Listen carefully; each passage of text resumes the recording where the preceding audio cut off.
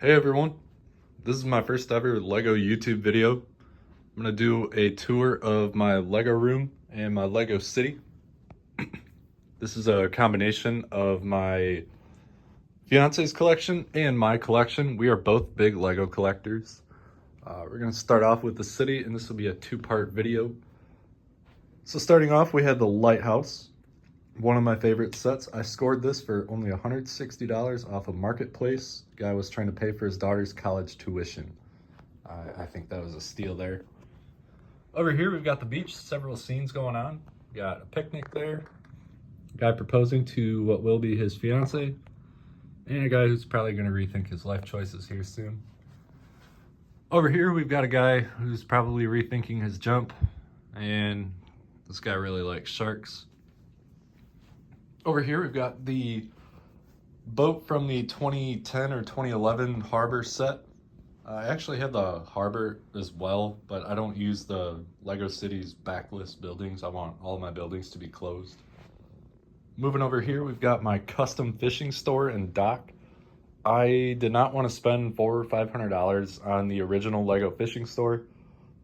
So I loosely based it off of the original, built it in Bricklink Studio, ordered the parts, and I think it looks really good. Going across the street, we have the construction site. Eventually, this will be a brewery. It's been on the back of my mind to order the parts. I just kind of keep pushing it further and further back. But it will be a brewery soon. Over here, we've got a guy on the porta potty. Another guy drinking on the job. And I'll let the people of YouTube decide what's going on here. Coming on over to the Jazz Club here. Jazz Club is another favorite of mine. I love the color scheme. I think it's one of the better ones Lego did. After that, we've got my custom fire station. Again, I really did not want to pay $600-700 for the original fire brigade. So I did the same thing, built it in the studio, ordered the parts, and I think it looks really good. Coming across the street here, we have the Arboretum. This was a set I found on Lego Ideas. I was not approved. So if you're the designer of this set, credit goes to you. Just another one where I built it in studio, ordered the parts, and I think it looks amazing. I absolutely love the Arboretum inside. I think it looks so good. Once again, if you built it, credit goes to you. Next up, we've got the corner garage. Corner garage is probably my favorite modular. I know it's kind of controversial among other Lego fans, but it is definitely my favorite. I love the color scheme. I love the old gas station, the veterinarian, and the little apartment inside there. The rooftop is pretty sweet too. Definitely my favorite modular. Across the street, we have Tudor Corner. Tudor Corner is this year's modular 2025. Not particularly my favorite. I do like it. It's kind of the color scheme that puts me off. I'm not a huge fan of the color scheme. Moving on, we've got the bookshop. It does about the same for me as Tudor Corner. It's just kind of there. The only thing I do like about the set is the apartment. I wish Lego would make more modular apartments. I think Lego would make a lot of money off of that, and people could have more apartments in their city. After that, we have the Downtown Diner. The Downtown Diner is a favorite of mine. I absolutely love the 1950s Americana vibes that it gives off. I think the boxing, I don't know what to call it, the boxer on the second floor is really cool as well. But definitely a favorite of mine. After that, we've got the police station. The police station's a classic, and I really like it. I really like the storytelling behind it. A couple of scenes I made here. Cops are at the donut truck and are distracted, so all the crooks are getting away. And a crook is driving the donut truck. It's like it was planned. Moving over, we have the custom cafe that I built. This is actually built by the same person who designed the A-frame cabin. I saw this on, I believe it was his Flickr page, if anybody still uses Flickr in today's world. Same thing, I just built it myself in studio, tweaked it to how I wanted it, and I ordered the parts, and I think it looks really good. I think in the future I'm going to be moving these trees so you can actually see the building, because I'm not big on having those trees right there. Next up, we've got my pretzel factory. This was originally something I found on Pinterest. It was an ice house. Built it in Brickling Studio and I ordered the parts, and I've actually added another floor to it. I didn't really think an ice house would fit in my Lego city, so instead I made it a pretzel factory because I had that pretzel sticker. Coming on over to the more densely populated part of the city, we have the Parisian restaurant. I really like the Parisian restaurant. A lot of other people do too. The olive green with the dark blue. I really think that color scheme goes well. Definitely a very good set. To the left of that, we have Assembly Square. Assembly Square is just an absolute beast. I really like the bakery, the little cafe, and kind of a reference to Cafe Corner if you ask me. Ballerina Studio, the flower shop, it all around. It's just a very good set. To the left of that, we have the pet shop section of the pet shop modular. Like most others, the pet shop really does not do a ton for me. It's just kind of there. Moving on over, we have the Palace Cinema. Palace Cinema is an absolute beast of a set. I really like it. I think Lego hit it out of the park when they made that one.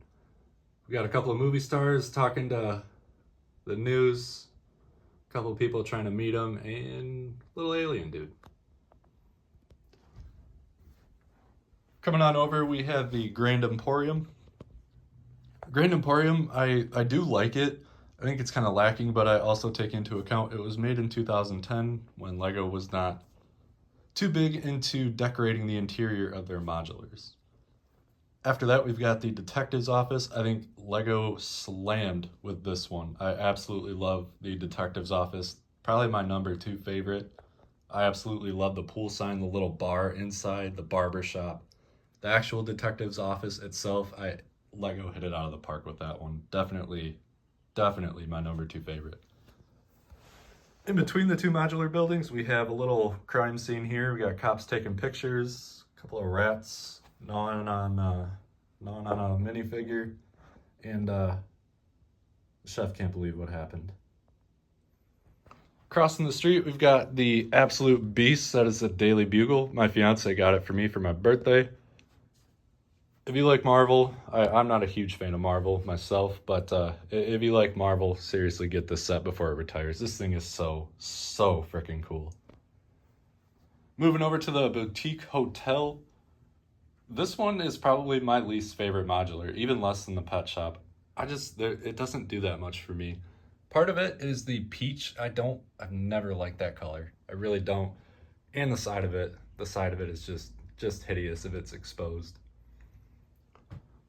Crossing the street here, we have the Sanctum Sanctorum. Definitely, probably not my favorite set, but it's kind of there. I like it though. Again, I'm not a huge Marvel fan, so it's just kind of there. In this part of the city here, we have my subway entrance, a little pond, coffee stand, and just a bunch of people walking around. I actually have a pick-a-brick order. I'm going to be redoing this. I'm adding grass, some more trees, a little bridge. Just gonna try to make it look a little nicer and add some more color. Moving on over, we have the Brick Cross train station. I thought it was quite fitting that I get a train station, considering I work at a train station. I am a train dispatcher in Chicago Union Station. I've been doing that for a couple years. Total worked for the railroad for 10 years, so definitely had to get a train station. Moving on over to the Natural History Museum. Natural History Museum, I thought at first that it was just kind of a dud. I didn't think much of it when Lego first released it, but I bought it. When you build all the interior, like the exhibits, I thought it was very good. It was definitely a much better set in person versus what you see online. So definitely a very good set done by Lego. Over here, we've got my nature section of the city. I do have plans to expand like from where this is now to the wall, and on the other side as well. I want to add some buildings, a little sawmill that I have designed in studio. Over here, we've got a little pond, a little campfire going on. Got a deer looking at a lady, but yeah, that's the nature section for now. Over here, we've got a cornfield on fire. Firefighters are working to put it out. This is one of my newer mocks, and I really like how it turned out. And I'm still using the OG fire trucks from 2005, 2006. Over here, we've got my little farm. This is a section I really want to redo.